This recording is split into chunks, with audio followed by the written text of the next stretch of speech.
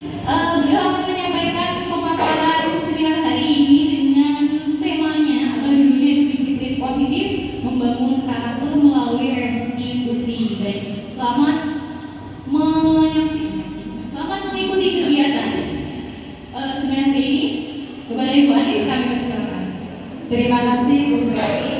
Untuk kegiatan pada hari ini Bapak Ibu guru tentunya sudah paham dan sudah tahu mengenai disiplin positif, yang dimana disiplin positif itu dapat membangun karakter melalui restitusi. Biasanya Bapak Ibu itu ketika disiplin positif pasti kaitannya dengan hukuman, padahal mendisiplinkan anak itu tidak harus dengan hukuman. Kira-kira Bapak Ibu guru di sini itu pernah nggak menghukum anak?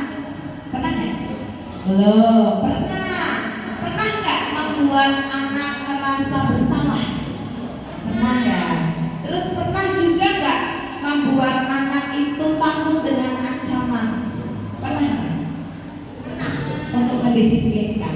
Padahal di sini disiplin positif bisa kita lakukan dengan membangun karakter melalui restitusi. Tertarik gak? Tertarik. Oke, kalau tertarik kita tarik slide berikutnya. Oke. Salam dan bahagia. Seperti filosofinya, salam dan bahagia artinya salam sehat untuk kita semua dan bahagia. Tentunya kita berada di ruangan ini untuk menuntut ilmu dan harus bahagia. Kalau kita tidak bahagia maka akan susah. Bahagia Bapak? Bahagia sekali atau bahagia aja? Bahagia banget, terima kasih. Oke, hari ini kita akan membahas tentang konsep disiplin positif, khususnya pendekatan restitusi. Nah, di sini restitusi sendiri saja Bapak Ibu yang guru penggerak, alumni guru penggerak pasti sudah tidak asing lagi dengan kata restitusi. Ya, betul sekali Pak Banu. Restitusi itu menstabilkan identitas. Ya, tepuk tangan untuk Pak Banu. Oke, Bu April, setelah menstabilkan identitas, kira-kira di dalam restitusi itu ada apa lagi ya? Ada validasi identitas, betul sekali. Lalu bukan dulu. Yang ketiga, keyakinan kelas kita sekali ternyata di ruangan ini. Oke, karena antusias sekali Bapak Ibu, di sini kita akan melihat bagaimana pendekatan ini dapat membantu anak-anak belajar dari kesalahan mereka dan tumbuh menjadi individu yang bertanggung jawab. Kadang kita ketika kita menghukum anak itu tidak lantas mereka itu mungkin pada saat itu menghukum anak itu akan disiplin, tapi jangka panjangnya anak akan menaruh emosi mendalam. Dendam, betul sekali. Tidak ada dendam di antara kita ya Bapak Ibu. Oke, makanya kita menggunakan konsep restitusi. Lanjut. Oke, di sini ada apa itu disiplin positif? Kira-kira di benak Bapak Ibu ketika mendengar kata-kata disiplin positif itu apa? Apa disiplin positif itu kira-kira? Disiplin positif adalah apa Bu April? Oke, mendisiplinkan anak-anak dengan cara yang positif, salah satunya dengan restitusi. Nah, kira-kira di dalam disiplin positif itu ada beberapa langkah. Yang pertama bisa mewujudkan, ya silakan Ibu Siti hadir di acara kami, acara yang meriah dan banyak orang. Oke. Yang pertama, disiplin positif dapat mengatur fokus dan membangun karakter dan tanggung jawab. Jadi anak di situ itu tidak ada tekanan, tapi kemauan dari diri sendiri, sehingga dapat membangun karakter yang bertanggung kedua, menghormati perasaan anak. Ketika kita menghukum, ketika kita membuat anak merasa bersalah, poin yang kedua, perasaan anak terlukai nggak? Terlukai. Makanya ada disiplin positif supaya menghormati perasaan anak. Gitu. Jangan sampai anak melakukan kesalahan kita langsung menudih. Kamu bagaimana sih? Kenapa gelas dipecahkan? Harusnya kita menggunakan segitiga restitusi dulu. Oke, selanjutnya yang ketiga, mengajarkan keterampilan hidup di dalam bersosialisasi.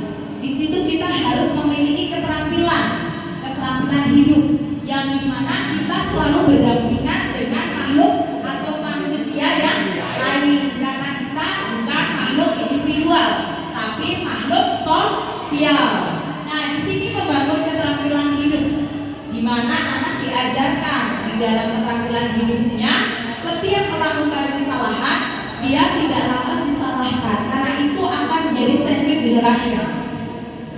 Untuk mengurangi itu, makanya kita menggunakan disiplin positif melalui restitusi. Oke, selanjutnya menciptakan hubungan yang positif.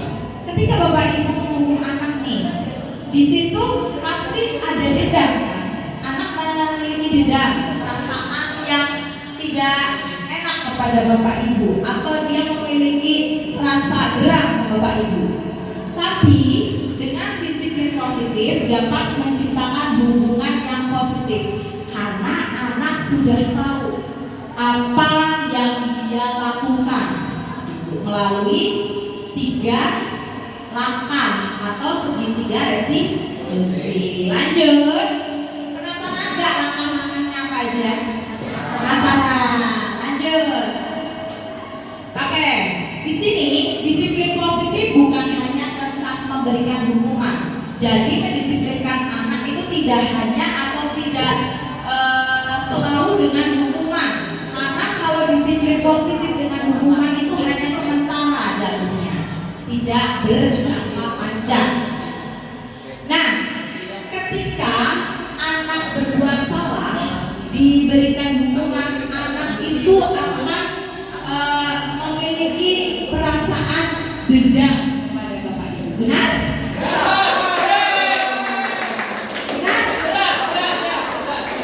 Oke, ini adalah pendekatan yang lebih fokus pada membangun karakter anak, mengajarkan mereka untuk bertanggung jawab atas tindakannya dan menciptakan hubungan yang positif. Ketika bapak ibu melakukan hukuman kepada anak, maka anak dengan bapak ibu akan renggang, bahkan memiliki dendam terselubung. Ini yang perlu diwaspadai. Tapi ketika kita menerapkan disiplin positif melalui restitusi, anak itu lebih tanggung jawab. Lanjut. Oke, restitusi membenahi kesalahan secara aktif. Kok bisa restitusi membenahi kesalahan secara aktif? Kita simak. Mengajak anak untuk memperbaiki kesalahan yang dilakukan.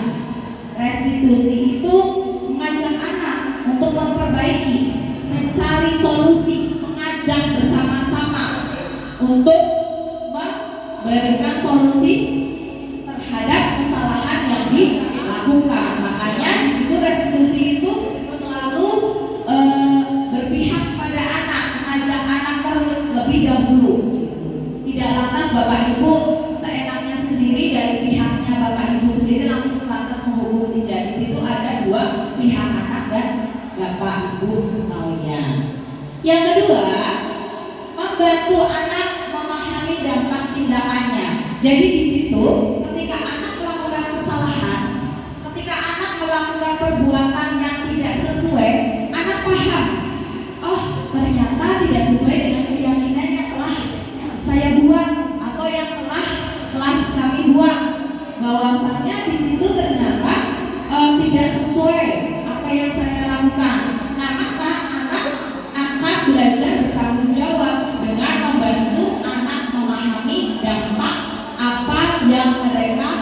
lakukan itu. Lalu yang ketiga, menumbuhkan rasa empati. Empati apa kira-kira Bu Eni ya? Empati apa?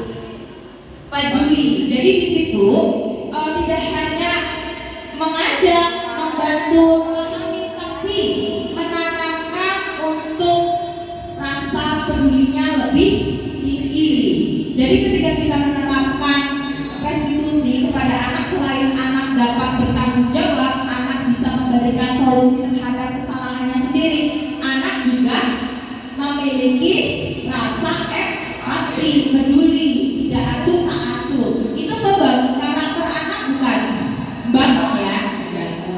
Lanjut. Nah, kita lebih tegaskan lagi. Restitusi adalah konsep di mana anak diajak untuk secara aktif memperbaiki kesalahan yang telah mereka lakukan. Jadi di sini restitusi itu ada beberapa langkah yang dimana nanti anak itu perlahan-lahan mereka paham. Oh, ternyata apa yang saya lakukan ini tidak sesuai. Oh, ternyata apa yang saya perbuat hari ini ternyata berdampak seperti ini, dan anak itu akan berpikir aktif mencari solusi. Jadi kita itu membantu anak menemukan solusi dari anak itu sendiri, bukan lantas kita memberikan solusi ya Bapak Ibu. Iya, jadi di situ anak yang lebih aktif nantinya. Nah, restitusi ini juga berbeda dengan hukuman. Memang sama-sama mendisiplinkan anak. Ya betul Pak Hafid. Kira-kira disiplin positif itu tadi apa ya? Ya, terima kasih untuk Banis. Disiplin positif yaitu mengembangkan atau memberikan atau menumbuhkan rasa percaya diri pada anak supaya berdisiplin positif. Nih, terima kasih. Ya, restitusi dengan hukuman. Kalau restitusi itu menumbuhkan rasa yang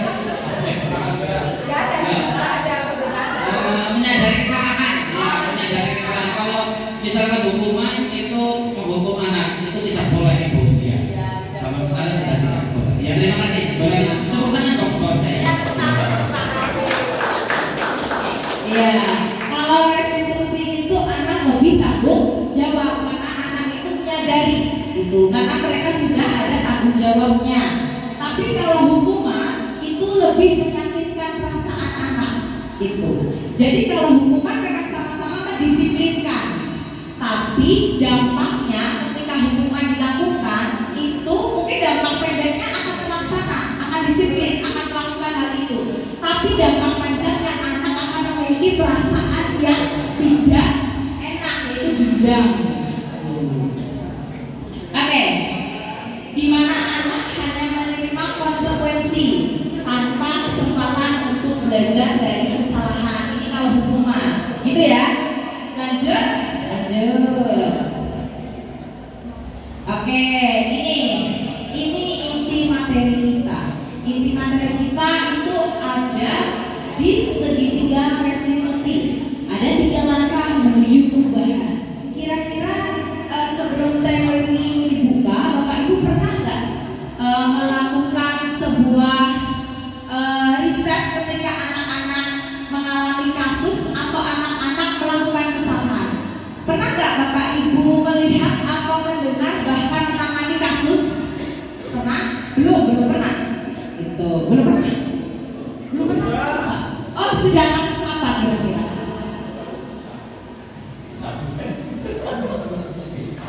Kasus ketika sedang pembelajaran, anak itu sibuk sendiri dengan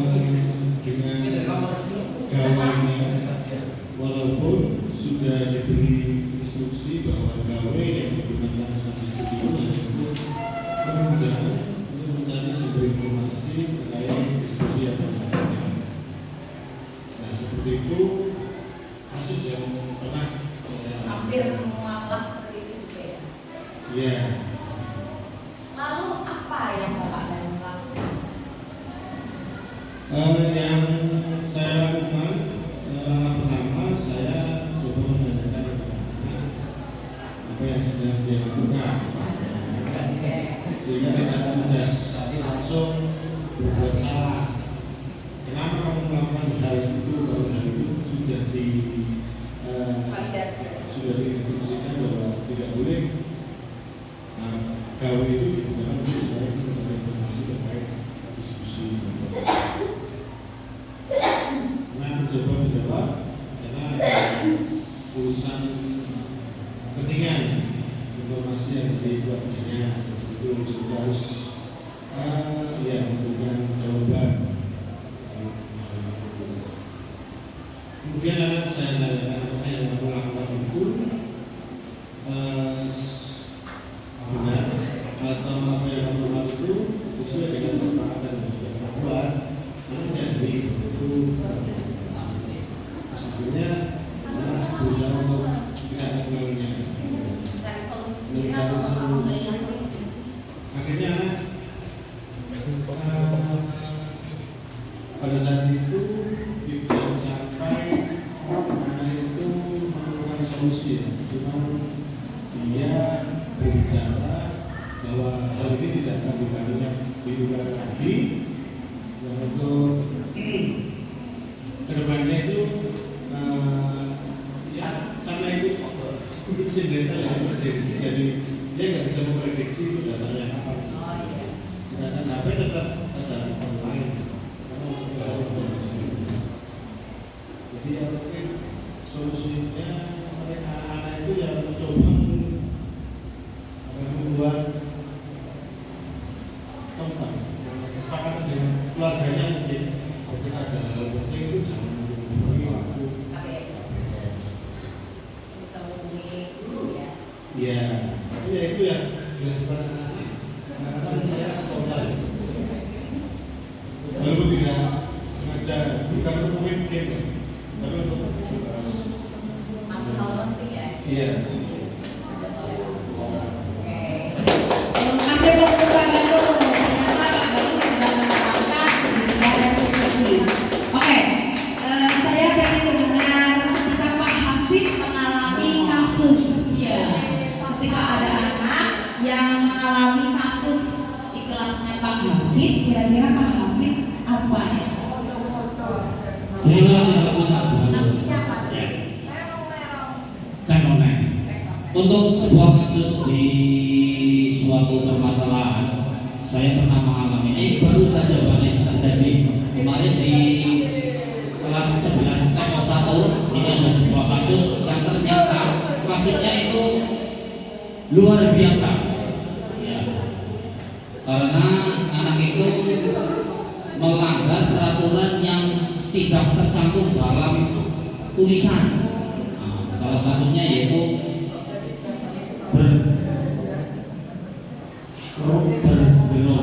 berkerumun di tempat yang tidak semestinya. Iya. Iya. Iya. Nah, itu salah satunya ada di kelas 11 TO 1 dan penanganannya kemarin anaknya saya langsung panggil, saya diskusi, saya beri pengarahan, saya beri nasihat, terus saya beri sanksi berupa surat pernyataan. Surat pernyataan di atas materai, dan berjanji tidak akan mengulangi hal semacam yang itu, hal yang semacam itu yang dilakukan lagi. Ya, kedua kalinya. Untuk penanganannya masih sampai surat pernyataan bermaterai ditanda tangan wali murid, BK, wali kelas, serta Bapak RT. Mungkin seperti itu. Terima kasih. Ada pertanyaan lanjutan. Ketika Bapak Hafid langsung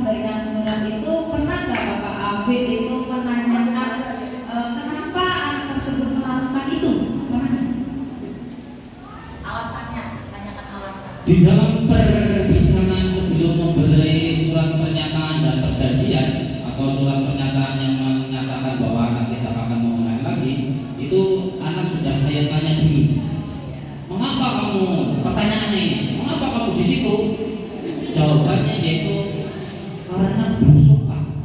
Berarti ikut teman katanya. Iya, jadi dianya tidak tahu bahwa di situ ada suatu gerombolan yang sedang melaksanakan kegiatan yang tidak semestinya dilakukan siswa-siswi SMK Negeri 1 Susukan.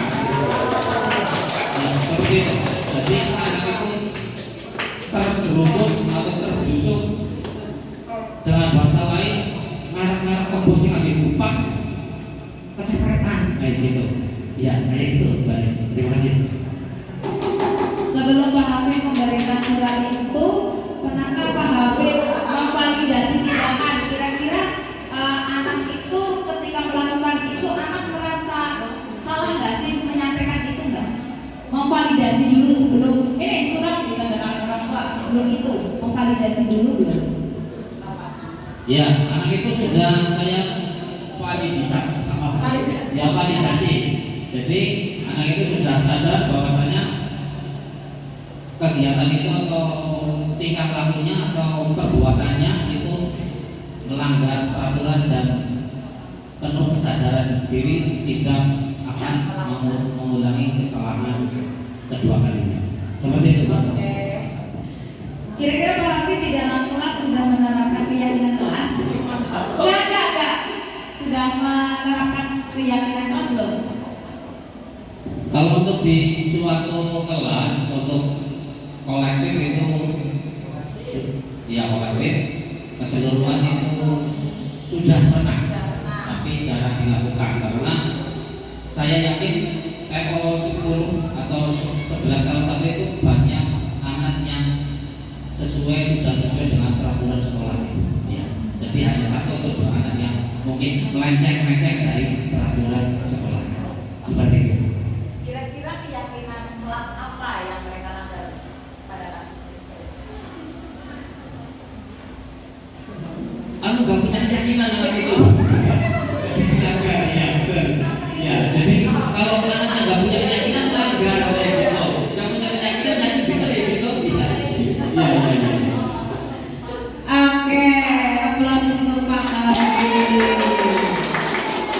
Oke, jadi di sini pentingnya Bapak Ibu itu menerapkan sebuah keyakinan kelas di dalam kelas Bapak Ibu atau di KBM Bapak Ibu, yang dimana nanti anak itu secara otomatis dia akan menyadari terlebih dahulu, oh ternyata saya tidak sesuai dengan keyakinan kelas. Berarti di situ mereka sudah memiliki rasa tanggung jawab. Keyakinan kelas itu tidak dibikin oleh guru, tapi dibuat secara bersama-sama. Ini bisa diterapkan oleh Bapak Ibu di kelas Bapak Ibu. Gitu. Jadi di situ itu anak akan merasa lebih tanggung jawab dan lebih memiliki, karena anak itu bersuara dan punya pilihan dari keyakinan kelas tersebut. Oke, di sini segitiga restitusi yang pertama adalah menstabilkan identitas. Jadi menstabilkan identitas membantu anak merasa aman dan diterima. Jadi ketika kita menemui beberapa kasus, kita pasti akan sering, karena namanya guru, pasti sering menemui beberapa kasus, walaupun kasus itu sekecil debu. Nah, kira-kira ketika kita memantik sebuah pertanyaan atau menanyakan sesuatu, pantikan kepada anak yang berbuat salah itu, di situ kita harus memberikan anak rasa aman dulu dan diterima. Jadi mungkin Bapak Ibu bisa memulainya dengan, kenapa kamu bisa melakukan hal itu? Kenapa kamu bisa telat? Gitu. Jangan lantas pribadi telat baik ini telat. Beda kan? Beda. Yang kedua, validasi tindakan yang salah, yaitu membimbing anak untuk menemukan cara memperbaiki kesalahan. Jadi seringkali kita terpancing untuk memberikan solusi, benar nggak? Benar nggak? Iya. Padahal solusi yang paling tepat dan anak bisa merasakan tanggung jawab itu solusinya dari anak tersebut. Jadi kita hanya perlu memantik supaya anak menemukan solusinya sendiri dari kita melakukan validasi tindakan yang salah. Lalu yang ketiga, menanyakan keyakinan kelas. Ini Bapak Ibu bisa terapkan di kelas Bapak Ibu atau di tempat Bapak Ibu mengajar nanti mungkin di kelas apa, Bapak Ibu bisa menerapkan keyakinan kelas di masing-masing kelas. Nah, di situ memberikan kesempatan kepada anak untuk melakukan tindakan perbaikan. Karena di keyakinan kelas itu tidak hanya guru yang memberikan suatu keyakinan kelas, tapi keyakinan kelas dibuat berdasarkan suara dan pilihan dari anak-anak gitu. Jadi anak itu lebih memiliki rasa kepemilikan dan rasa tanggung jawab. Lanjut Kak Fe. Nah, di sini ada contoh kasus ketika Bapak Ibu melihat tayangan di depan, itu kira-kira apa yang saya lakukan? Menasehati, terus memberi arahan, terus udah. Terus Ibu ada kira-kira gambar ini sedang apa ya? Menggali apa? Menggali permasalahan. Oh, menggali permasalahan. Kira-kira apa ini? Mencari solusi. Oke. Kira-kira apa Pak Dedi? Diskusi dengan siswa sih, bukan ketika ada masalah kemudian mencari solusi, dan yang paling terakhir itu evaluasi. Kira-kira positif bisa menambah apa gambar ini Pak? Sedang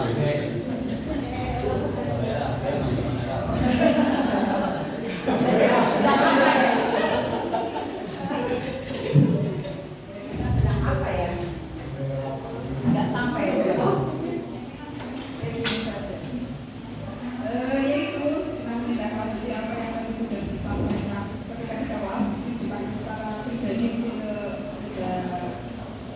kelas gitulah ya, intinya kan ke jalan kelas itu kemudian dikomunikasikan tentang apa yang sudah ditegur apa itu tadi oleh ketika guru mengajar. Itu mungkin.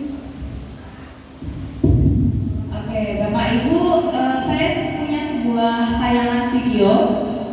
Kak Fe bisa memutarkan tayangan video.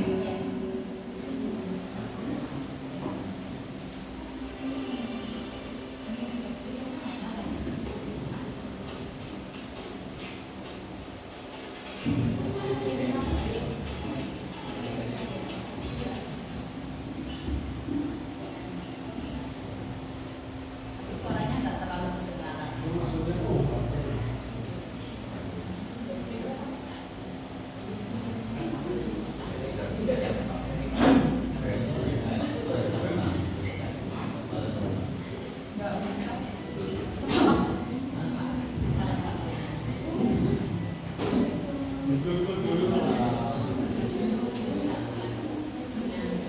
Ya, sambil kita menayangkan video ini, sambil kita bertanya, kira-kira